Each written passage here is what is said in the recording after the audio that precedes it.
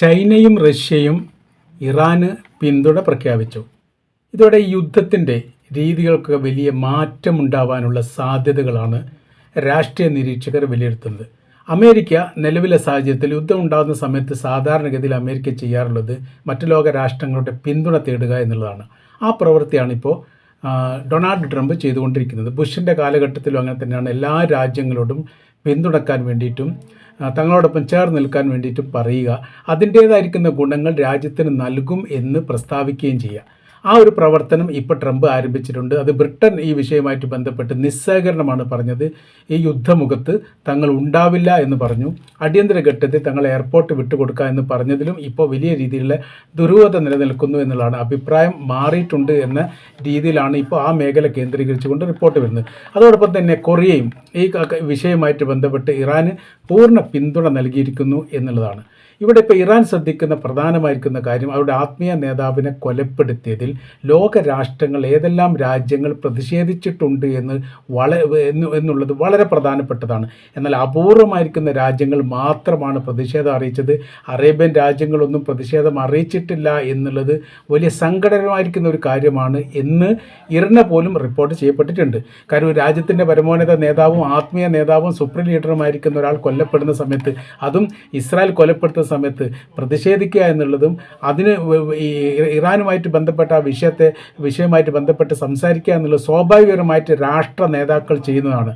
എന്നാൽ അറേബ്യൻ രാജ്യങ്ങളിൽ നിന്നോ മറ്റേതെങ്കിലും രാജ്യങ്ങളിൽ അങ്ങനെ ഉണ്ടായിട്ടില്ല. ചൈന അങ്ങനെ ചെയ്തിട്ടുണ്ട്, റഷ്യ ചെയ്തിട്ടുണ്ട്, കൊറിയ ചെയ്തിട്ടുണ്ട്. അപൂർവമായിരിക്കുന്ന രാജ്യങ്ങൾ അഥവാ ഇറാനോട് പൂർണ്ണമായ രീതിയിൽ ചേർന്ന് നിൽക്കുകയും പെട്രോളിയമായിട്ട് ബന്ധപ്പെട്ട് വലിയ രീതിയിലുള്ള ഇടപെടൽ നടത്തുകയും ചെയ്യുന്ന രാജ്യങ്ങൾ ഒഴിച്ച് ബാക്കി ഒരു രാജ്യം ചെയ്തിട്ടില്ല എന്ന് പറയുമ്പോൾ ഞങ്ങളുടെ സങ്കടത്തിലും ഞങ്ങളുടെ പ്രയാസത്തിലും ബുദ്ധിമുട്ടിലും രാജ്യങ്ങൾ തങ്ങളോടൊപ്പം ചേർന്ന് നിന്നിട്ടില്ല എന്നൊരു പരാതി യഥാർത്ഥത്തിൽ ഇറാനുണ്ട്. അതുകൊണ്ടാണ് ഇറാൻ യഥാർത്ഥത്തിൽ കണ്ണും പൂട്ടിയുള്ള ആക്രമണം നടത്തുന്നത്. സർവ്വമേഖല കേന്ദ്രീകരിച്ചുകൊണ്ടും ആക്രമണം നടത്തുന്നു എന്ന് പറയുന്നതിൻ്റെ പ്രധാനമായിരിക്കുന്ന കാര്യം അതാണ്. അതായത് അമേരിക്കയ്ക്കും ഇസ്രായേലിനും പ്രയാസമാകുന്ന ഒരു സാഹചര്യങ്ങൾ സൃഷ്ടിക്കാതിരിക്കുക എന്നുള്ളത് അറേബ്യൻ രാജ്യങ്ങളോ ബന്ധപ്പെട്ടവരോ ആലോചിക്കുന്നുണ്ട്. അതുകൊണ്ടാണ് തങ്ങളോടൊപ്പം ചേർന്ന് നിൽക്കാത്തത് എന്നുള്ളതാണ് അവരിപ്പോൾ ആലോചിക്കുന്ന രീതി. അതുകൊണ്ടാണ് അറേബ്യൻ രാജ്യങ്ങൾ ആക്രമിക്കുമെന്ന് ലോകത്തിലെ ഒരു രാഷ്ട്രീയ നേതാക്കന്മാരും സംസാരിക്കാത്തതും ഒരു രാഷ്ട്രീയ നിരീക്ഷകരും ഈ വിഷയവുമായിട്ട് ബന്ധപ്പെട്ട് അഭിപ്രായം പറയുകയും ചെയ്യാത്തതാണ്.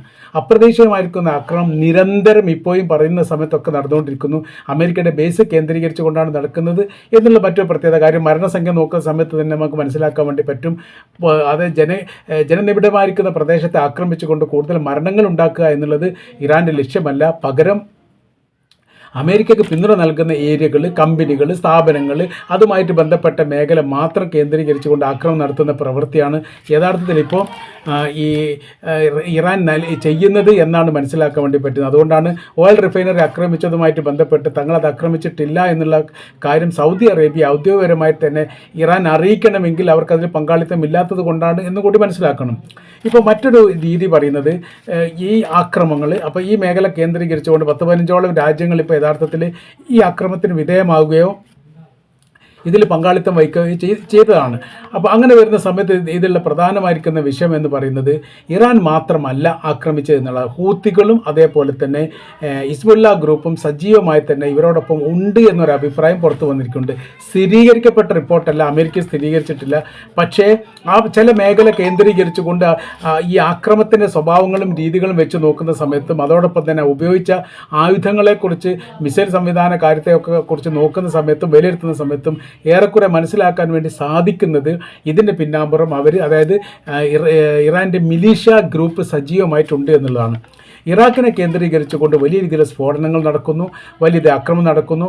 ഈ അമേരിക്കയുടെ എയർബേസുമായിട്ട് ബന്ധപ്പെട്ട കാര്യത്തെക്കുറിച്ച് അത് അടച്ചുപൂട്ടുന്നതിനെക്കുറിച്ച് ആലോചിക്കുന്നു എന്ന റിപ്പോർട്ടും പുറത്തു വരുന്നു. ഈ മേഖല കേന്ദ്രീകരിച്ചുകൊണ്ട് ഷിയാക്കൾ വലിയ രീതിയിലാണ് ഇവർക്കെതിരെ ഇപ്പോൾ തിരിഞ്ഞിരിക്കുന്നത്. പല ഘട്ടങ്ങളിലായി മാറിയിട്ട് അമേരിക്കയുടെ എയർബേസ് കേന്ദ്രീകരിച്ചുകൊണ്ട് സൈനിക ബേസ് കേന്ദ്രീകരിച്ചുകൊണ്ട് പ്രകടനം നടക്കുകയും പ്രക്ഷോഭം നടക്കുകയും ചെയ്യുന്ന രീതിയുണ്ട്. അത് നേരിട്ട് കൊണ്ടിരിക്കുന്ന ഇറാഖിൻ്റെ പോലീസ്. അങ്ങനത്തെ കുറേ വിഷയങ്ങൾ ഈ മേഖല കേന്ദ്രീകരിച്ചുകൊണ്ട് പാകിസ്ഥാനെ കേന്ദ്രീകരിച്ചുകൊണ്ട് അങ്ങനെ നടക്കുന്നുണ്ട്. വ്യത്യസ്ത മേഖലയിലും വ്യത്യസ്ത ലോക രാജ്യങ്ങളിലും അമേരിക്ക ഒറ്റപ്പെടുത്തുന്ന രീതിയിൽ അമേരിക്കയുടെ എംബസിയും കോൺസുലേറ്റും കേന്ദ്രീകരിച്ചുകൊണ്ടും ആക്രമണം നടത്തുന്ന രീതിയിലേക്ക് യഥാർത്ഥത്തിൽ ഈ കാര്യങ്ങൾ മാറിയിരിക്കുന്നു എന്നുകൂടി മനസ്സിലാക്കാൻ പറ്റുന്നു. അതായത് യുദ്ധത്തിൻ്റെ രീതിയും ഗതിയും മാറുകയാണ്. ഈ ചൈന റഷ്യ പിന്തുണ നൽകി എന്നുള്ളത് ഓക്കെ, അത് ശരിയാണ്. പക്ഷേ അത് ഏത് തരത്തിലാണ് എന്നുള്ളത് ഇപ്പോഴും പുറത്തു വന്നിട്ടില്ല. ആയുധപരമായ രീതിയിൽ സഹായിക്കുകയോ അതല്ലെങ്കിൽ പക്ഷം ചേരുകയോ ചെയ്യുകയാണെങ്കിൽ ഉറപ്പായിട്ടും ഇതൊരു മൂന്നാം ലോക യുദ്ധത്തിലേക്ക് എത്തുമെന്ന കാര്യത്തിൽ സംശയമൊന്നുമില്ല. ഇപ്പോൾ അമേരിക്കയോടൊപ്പം പല ഹോളണ്ട് പോലെയുള്ള രാജ്യങ്ങൾ, ജർമ്മനി പോലുള്ള രാജ്യങ്ങൾ ചേർന്ന് നിൽക്കാൻ വേണ്ടി തീരുമാനിച്ചിട്ടുണ്ട്. അറേബ്യൻ രാജ്യങ്ങൾ ഏറെക്കുറെ അത് ഒരു തീരുമാനത്തിലെടുത്ത്, അതായത് അമേരിക്കയുടെയും ഇസ്രായേലിൻ്റെയും സൈന്യത്തോടൊപ്പം ഇറാൻ ആക്രമിക്കുക എന്നുള്ള നിലപാടിനോട് അറേബ്യൻ രാജ്യങ്ങൾക്ക് ഇപ്പോൾ യോജിപ്പില്ല. പ്രത്യേകിച്ച് സൗദി അറേബ്യ അതിന് തീരെ ആ വിഷയവുമായിട്ട് ബന്ധപ്പെട്ട് സംസാരിക്കാൻ പോലും താല്പര്യം കാണിക്കുന്നില്ല എന്നുള്ളത്. അഥവാ ഇറാൻ ആക്രമിക്കാൻ സൗദി അറേബ്യക്ക് ഒരു താല്പര്യവുമില്ല. തങ്ങളെ ആക്രമിച്ചതുമായിട്ട് ബന്ധപ്പെട്ട കാര്യത്തെക്കുറിച്ച് പുനർവിചിന്തനം നടത്തണം ഇറാൻ എന്ന് മാത്രമാണ് പറഞ്ഞിട്ട് അവസാനിപ്പിക്കുന്നത്. അപ്പോൾ ഈ മേഖല കേന്ദ്രീകരിച്ചുകൊണ്ട്, അഥവാ ഇറാൻ മേഖല കേന്ദ്രീകരിച്ചുകൊണ്ട് ആക്രമണം നടത്തുന്ന സമയത്ത് ഉണ്ടാകുന്ന പ്രശ്നം എന്ന് പറയുന്നത്, ഇസ്രായേലിനോടൊപ്പം ചേർന്നുകൊണ്ട് അറേബ്യൻ രാജ്യങ്ങൾ ഇറാൻ ആക്രമിച്ച് എന്ന് വന്നു കഴിഞ്ഞാൽ വൈകാരികമായിരിക്കുന്ന ഒരു തലങ്ങൾ എല്ലാ മേഖലയും അവിടെ പ്രത്യക്ഷപ്പെടും. അങ്ങനെ ഉണ്ടാകുന്ന സമയത്ത് അത് അതിൻ്റേതായിരിക്കുന്ന ബുദ്ധിമുട്ടുകൾ ഭാവിയിൽ അനുഭവിക്കേണ്ടി വരും എന്ന് മനസ്സിലായിട്ടുണ്ട്. ഇപ്പോൾ ഇറാൻ്റെ മിസൈലുകളും യുദ്ധവിമാനങ്ങളും തകർക്കുന്നതായിരിക്കുന്ന റിപ്പോർട്ട് ഇപ്പോൾ ഖത്തറിനെ കേന്ദ്രീകരിച്ചുകൊണ്ട് പുറത്തു വന്നിട്ടുണ്ട്. പക്ഷേ അവർ ആ തകർക്കപ്പെട്ടത് ഈ ഖത്തറിൻ്റെ ഭൂമികയിൽ വെച്ചാണ്. അത് ഇറാനിൽ കയറിയിട്ട് അറ്റാക്ക് ചെയ്തതല്ല. ഖത്തറിനെ ആക്രമിക്കാൻ വന്ന സമയത്ത് അതിനെ പ്രതിരോധിച്ചു എന്നതിനപ്പുറം ഈ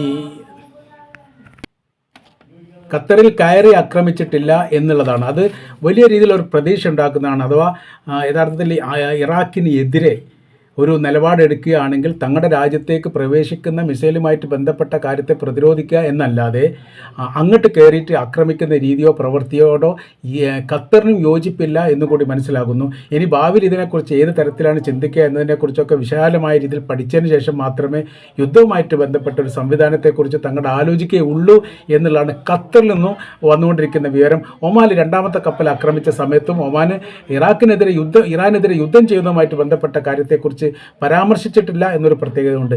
ഏതായിരുന്നാലും ഇപ്പോൾ റഷ്യയുടെയും ചൈനയുടെയും പിന്തുണയുമായിട്ട് ബന്ധപ്പെട്ട കാര്യം വലിയ രീതിയിൽ തന്നെയാണ് ലോകാടിസ്ഥാനത്തിൽ ചർച്ച ചെയ്തുകൊണ്ടിരിക്കുന്നത്.